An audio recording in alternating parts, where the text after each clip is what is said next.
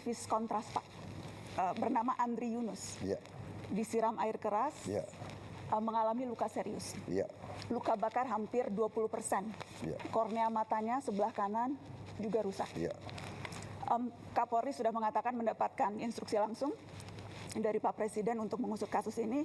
Dan saya juga ingin mengutip Menteri Koordinator Hukum, Menteri Bapak Pak Yusril, Komnas HAM, Komisi 3 DPR, semuanya menilai ini bukan sekedar tindak kriminal Pak Presiden, tetapi ini serangan terhadap demokrasi, serangan terhadap pembela HAM. Saya ingin tahu posisi Bapak, apakah setuju dengan penilaian itu Pak? Ya pastilah, ini terorisme, iya kan? Tindakan biadab, harus kita kejar, harus kita usut. Harus kita usut. Sampai ke bukan hanya pelaku lapangan, tapi apakah siapa yang nyuruh, siapa yang nyuruh, siapa yang bayar.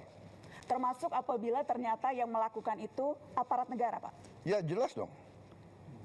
Yang berseragam, tidak akan dilindungi, tidak akan ada impunitas? Tidak akan. Bapak menjamin itu, Pak? Saya menjamin. Tapi sebaliknya, kalau ini provokator, yang bukan dari pemerintah, bukan dari aparat, jelas kita harus usut kok. Ya.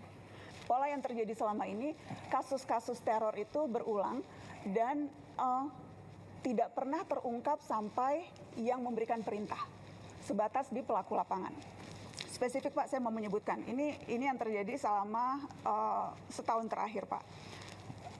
Ada yang tadi Bapak sebutkan, wartawan Tempo, Francisca Christy Rosana, ada Tio Ardianto, ada Ramon Doni Adam, ada Firindian Aurelio, ada Sheryl Anavita, ada Iqbal Damanik, ada Zainal Arifin Mohtar.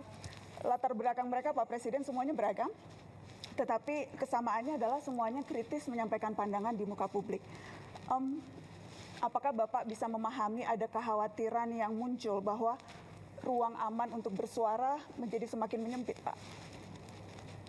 Anda merasakan, apakah dibandingkan dengan banyak negara, apa kita batasi nggak? Ada yang merasakan, coba lihat, kita batasi nggak? TikTok, fake news, hoax, kebohongan yang disiarkan tiap hari. Coba Anda lihat, coba bandingkan sama negara lain. Karena yang terjadi adalah dampaknya yang kita lihat Pak, mereka yang bersuara kritis. Iya, tapi kadang-kadang ada orang, Mbak Nana, kita ini bukan anak kecil, kita sudah hidup lama. Kadang-kadang kan ada peristiwa yang justru dibuat seolah, Anda ngerti ya, itu namanya provokasi.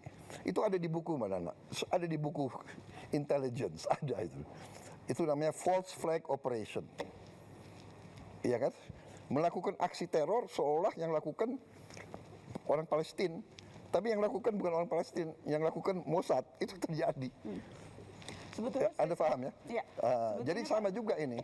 Ini mau mengarah bahwa rezim kita otoriter. Sebetulnya spekulasi-spekulasi itu muncul karena ketidakadaan jawaban Pak Presiden. Jadi kerap kali kasus-kasus yang terjadi ini berhenti begitu saja, tidak terselesaikan, sehingga kemudian muncullah begitu persepsi publik bahwa wah, kalau ini tidak selesai berarti ini ada unsur negara yang bermain dan sebagainya. Karena, saya ingin menjamin, saya ingin membangun Indonesia yang beradab, ya. Itu cita-cita saya. Saya ingin membangun pemerintah yang bersih. Saya ingin punya polisi yang bersih, jaksa yang bersih, intelijen yang bersih. Ya, jadi percayalah, saya tidak akan mengizinkan hal-hal seperti itu terjadi. Itu yang ingin kami dengar, Pak. Iya.